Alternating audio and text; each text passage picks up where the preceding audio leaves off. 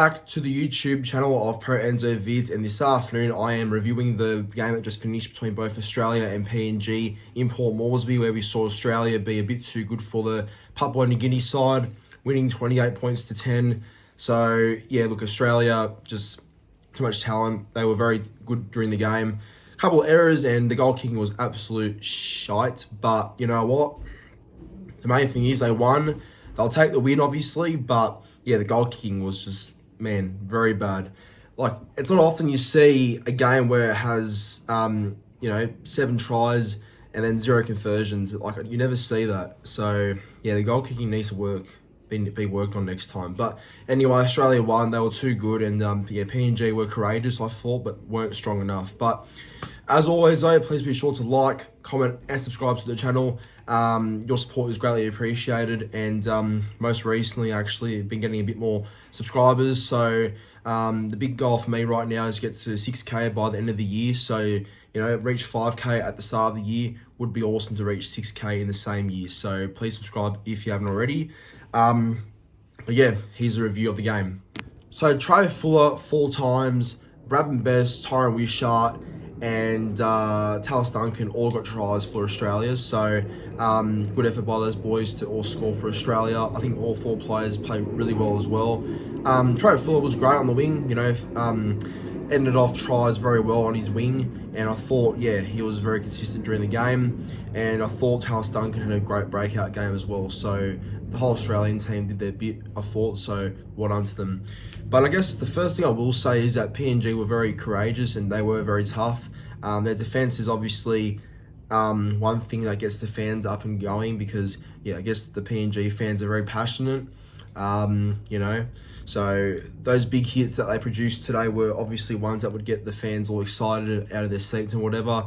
That's the type of fan base they are. They seem very passionate. So once the new PNG Chiefs come in, that was announced before the game started that they will go by the name of the Chiefs. So I guess that's a name that makes sense for them. So yeah, I'm sure they'll have a big following over there, especially when they do start up in 2028.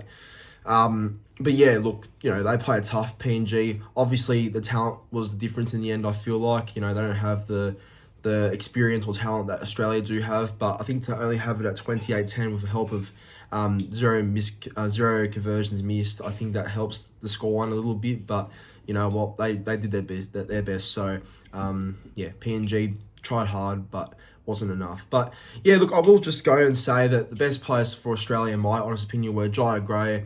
Xiii Gray is a gun. Souths need to start him at fullback next year with the Latrell and the Sensors. I don't know how Souths will work out their backline next year, but Xiii Gray, he is just an absolute freak and an absolute competitor.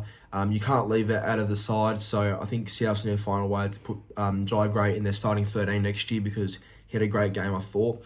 Got some great passing in him and was just very tough under the high ball as well. Yeah, Trey Fuller was great. Ended off his tries very well. I thought Bradman Best was very solid, and Ethan Strange played a great game in the centres as well. I thought Saab made some okay runs, but wasn't his most impactful game, I felt like. Chopped and changed with I think Fletcher Hunt at one stage from the Knights, who came on the wing and came back on after in the second half. So yeah, look, good experience for Saab. It wasn't his biggest game or anything like that. But yeah, I feel like guys like Jack Williams were very good. Tom Starling was alright at dummy half. And Jane Campbell actually had a fair game too at halfback, I feel like. He got a 40-20 and made some decent kicks down the field. So good on Jane Campbell for having a fair game.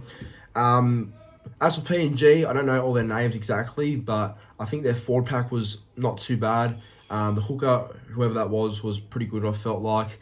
But yeah, overall, they seem to compete as a team, PNG. But again, like I said, Australia's talent was the main reason why they won in the end. But yeah, if I was to give my top 3 players on ground, I would have to say from 3 to 1.